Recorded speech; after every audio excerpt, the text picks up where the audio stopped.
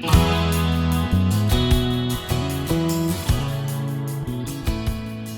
everyone, this is Debbie from Project 39 Mini Album, and welcome to Smash That Small Paper Pad.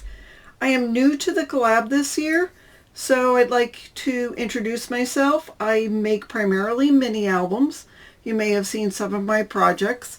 I live and travel in my RV, so I have a very small space, so one of my goals is to reduce my stash. It's unbelievable, but I still have paper that I carry around with me. So one thing I had in my stash was the 6x8 paper pad. It's not that old. I had purchased it last year because I really wanted to do an Ancestry mini album. And along with that small paper pad, I got this collection kit, which includes some chipboard stickers, washi tape, bits and pieces, which was 57 pieces of little things, and then the cardstock stickers and the paper, which some of the paper was similar to this, some of it was a little different. So here are the other packages, and obviously you can tell by the empty packages I did smash not only the small paper pad but the large paper pad and all these other things. And there was a secret to how I did this, and I'll tell you in a little bit. This is what I have left. And I know some of you are looking, thinking, I could make a card with that. And I know I could, but I've made some cards and I'm just done for right now. I'm not going to throw them out, but I'm done. So let me show you the mini album I made. This was a pretty large mini. Let me go down a little bit. So this is a 6.5 by 8.5 by 2 3/4 mini album. The cover's a little different than what I normally do. It's more of a collage, sort of a mixed media kind of look. I'm not sure I like it, but it does get the point across. And you know, the neat thing about it is whoever gets this mini album will probably be able to look and say, oh, that's a watch like my grandfather had, or it says U.S., which could stand for us, or it could be U.S. if someone served in the military.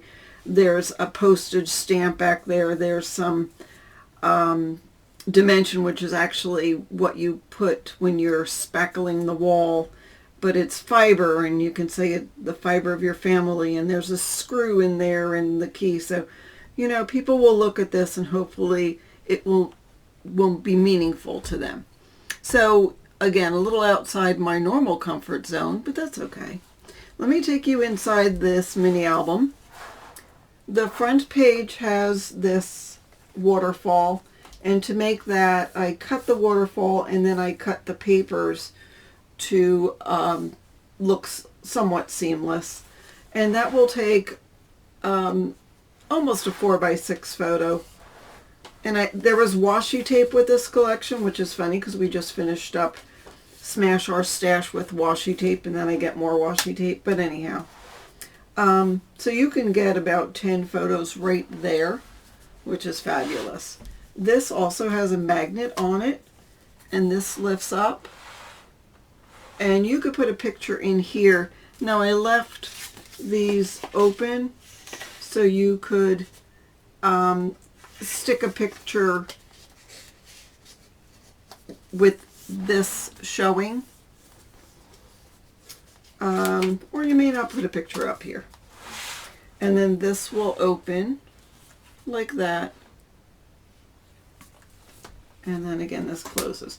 And this is a hidden pocket page, and this is a hidden page mini album. So there is a page inside. It's about 6x8, so you could put a 5x7 photo or 4x6 photo.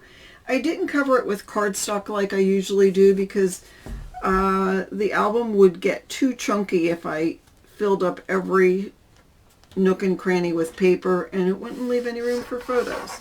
So I'm not going to take these out anymore, but just show you that there are these little tabs with my circle punch. Those are all the little hidden pages inside. So I also don't know if I told you, but there was chipboard frames that I got in addition, and this I made, I popped up so you could put photos inside. And I have a couple of little pieces here.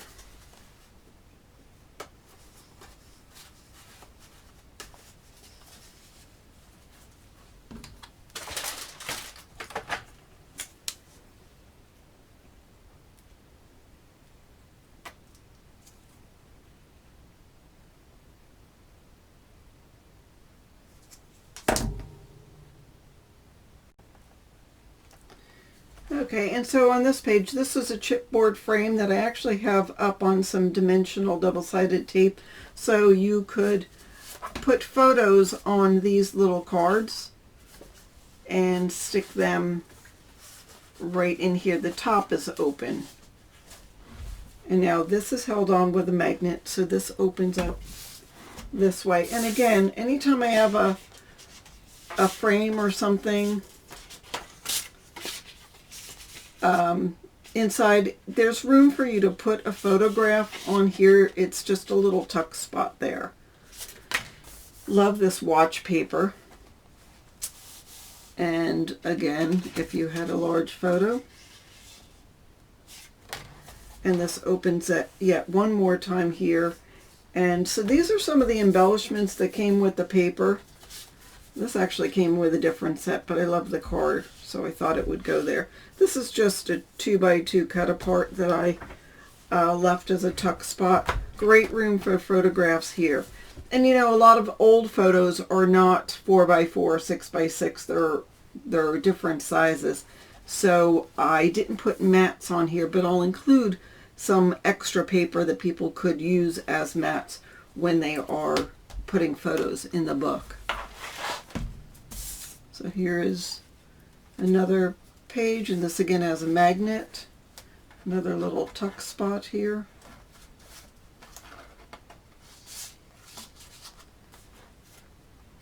And that opens up like that, and yet more room to tuck something in there.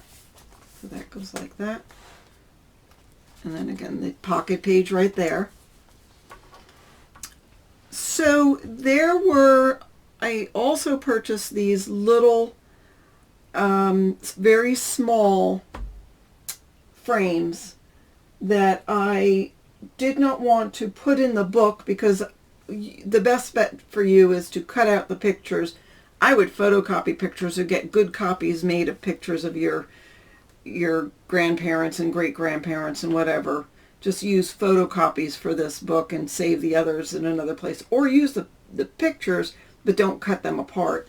And then the frames are about this size, and so I thought these spreads on these pages here I left plain, so you could put those little frames in here. And this will open like that. And this also opens like that. I'll show you the frames in a little bit, but I mean, look at how much room there is right here. So this goes like that.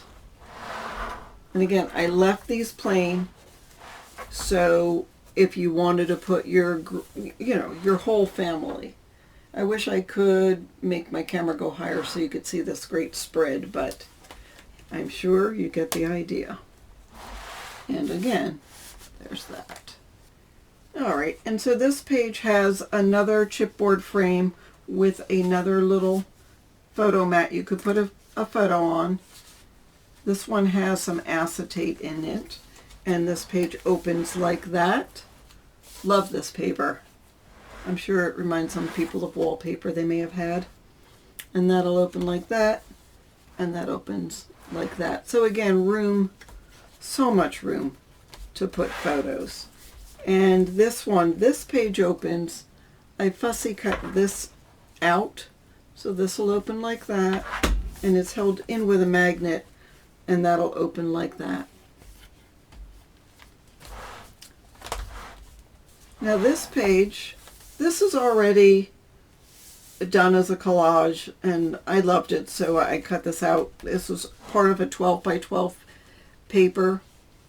It looks dimensional though, doesn't it? So this opens up to another little tuck spot. This time I took the tag and backed it and put a little string there. Any of these cut aparts that I did not want to get rid of, did not want to use this side of it, I just cut apart and left in the mini album so people could use it to journal on or put another photo. So again, that's open right there. And that's a magnetic closure. I kept this fairly simple for a huge photo or a couple. And then that page opens like that with several more journaling cards tucked right in through this pocket. You'll notice that there are very few pockets. There's tuck spots, but I usually put pockets on every third page of my mini album, but if this is supposed to be an album of your ancestors or family, I didn't want to have tuck spots that you would be pulling the photos out and possibly damaging them. So the fact that there's one pocket here is amazing. Again, I did not do very many pockets, aside from these, but this is a good spot not just to put photos. And again, photocopies of photos would be fabulous. It'd be great to give this book to your granddaughter or somebody. Deeds to houses, like the first house, or etching from Ellis Island. All those things are great to put in a mini album like this. Okay, these actually go in here. So this is a simple page again. I liked just the simplicity of the butterflies, but it is held with a magnet. And there's those corresponding pages, room for photos. And two little windows here with you. You could just leave that the way it is or turn that over and put the photo in there. So again, I say I don't have many pockets, but this has acetate on the cover, so that will keep it safe. And if you wanted to, you could just cut this off and just glue it in so nothing happens to those photos. So this is held together with a magnet, and that opens like that, and that opens like that for room for journaling and or photos. And this brings us to the final page. Love this graphic. It's just beautiful. Beautiful. So another little tuck spot with a bunch of cards. And what do you do with these cards? You can, let's say you had a small photo here. You could put that down near the photo. On this one, you could journal. And it could go either way. And put it right there and put your photo that way. And this opens like that. Room up here again. And then the final page is this pocket with a library style closure. And I did have it expandable. And I included, so there's the frames that are inside here. See how small some of them are? Just any stickers, any extra dimensionals. Here's some of the plain paper if they want to use it as a photo mat. A couple more cut aparts. So that is how I was able to use all of the elements. Whatever I did not need, I just stuck in the back. Because if people want to use it once they've made their mini album, that is fine. Otherwise they can give it to their kids and put stickers on. They had these corners, which are really cute. But again, you can't put these down really safely and then put a photo under it, so I just figured they can just put it with the photos when they get a chance. And so that is, and I've got a little couple of stickers up at the top, and this again wraps around. It's got the two little hearts stuck there. There's another dimensional. That's the back. There's the spine. And there's the cover. So that is the mini album I made using the Simple Vintage Ancestry Collector's Essential and the 6x8 paper pad made by Simple Stories. And here's a couple of cards I made with the leftover pieces. This was from, I think, and I'm sorry, it's either June or July of 2020, sheet load of cards sketch. This is one of my favorite ones. I should memorize which one it is. But these cards go together so easy. And so this was the last of the big sheets of paper, and then any dimensionals or stickers. Oops. And I put things inside the cards as well. So that is how I use the rest of the good paper, large sheets of paper from that paper pad.